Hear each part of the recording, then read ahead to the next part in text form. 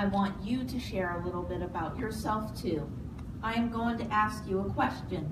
If the answer is yes, raise your hand. I know, just like school. I have to do school, you have to do school. How many of you had a hard time getting up this morning? Every morning. How many of you found high school difficult? How many of you like doing the same routine over and over?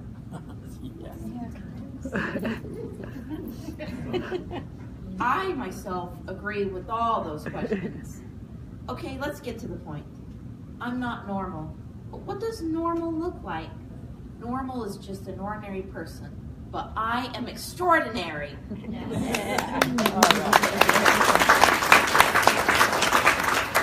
And that is a gift. Most of you probably started talking at a very young age. I spoke, but I only echoed whatever people said around me, like a parrot. You know, like a parrot. I could memorize movie lines, but I could not have a conversation. When something came difficult or that I could not understand, I would panic. Some people would call it a meltdown. Honestly, I still do not like change, but my panic looks different now. When I was little, making friends was very hard. Still is. I wanted to stay in my own world with Nemo. And yes, I'm still like that now. Loud noises can hurt sometimes and can drive me crazy. Always have and probably always will. As I've gotten older though, these noises have become a little easier. When I was younger, I had to be warned by the teachers that the school was going to have a fire drill. That screeching, loud, annoying sound would throw me into a panic mode, and it would be very hard to recover after that. I'm so much better now, although I still find myself wanting to silence those screaming babies at Disney World. One of the biggest problems I still have to overcome is the fact that I take everything literal. One day I panicked when my mom told me she had a frog in her throat. She quickly apologized and changed her comment to only make it worse. She said, "I'm sorry, Sid, I just meant that I was a little hoarse."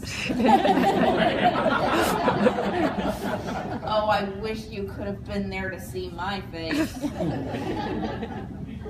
I know so far it sounds like I have a lot of difficulties, doesn't it? Well, while that may be true, I can also, with just as much confidence, stand here and say to you, the gifts of my autism far exceed any challenges I face. I can draw. I have a very good memory. I love animals.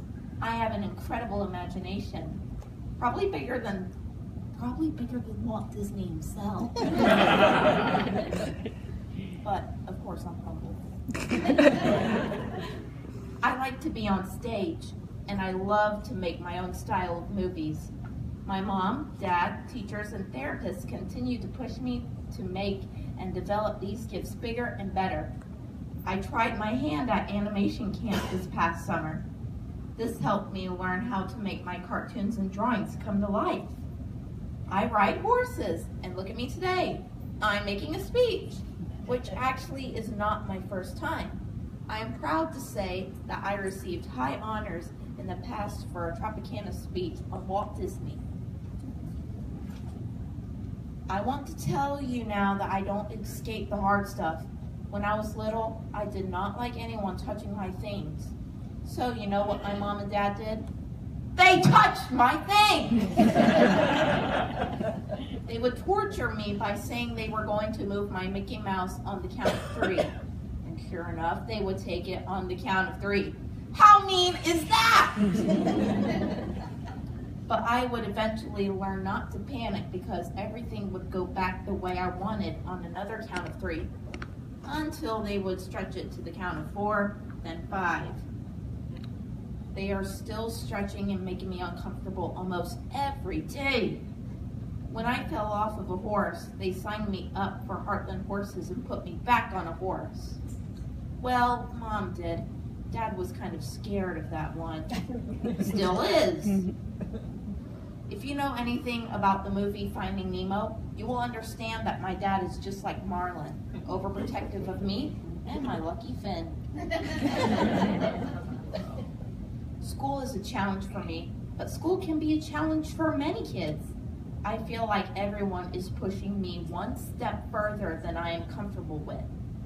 But when teachers and leaders understand my autism, my world becomes a much more stable place for learning. We build strategies and use my gifts. If noise makes it hard, I have earphones. I take notes sometimes using pictures. Have I mentioned that my whole way of thinking is with pictures and images I create in my mind? Sometimes I cry and come back later. It's called taking a break. I have found that a lot of times I just have to walk away for a few minutes and regroup. I then can come back and continue, usually with success. Actually, isn't this something we can all benefit from doing? Once again, you and I are very much alike in many ways.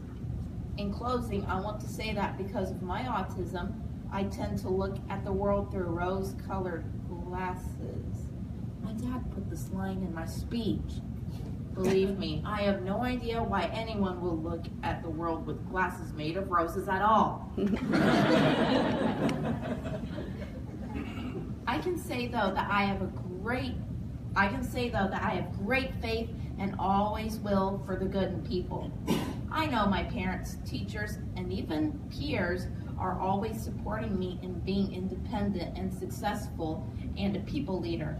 I will always strive to make them happy and to believe in me. But even more important, I am learning to accept myself in the wonderful way I was created. So, a couple more questions. How many of you like movies? How many of you like chocolate?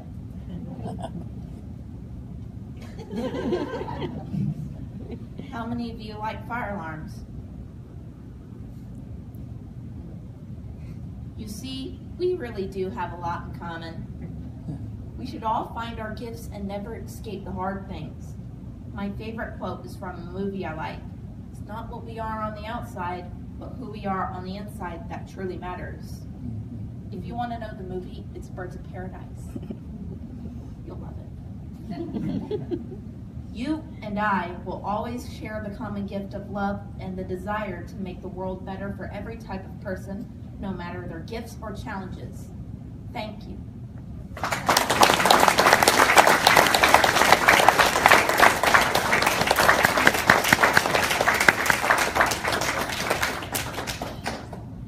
Thank you so much for that fantastic talk. One more time, Sydney.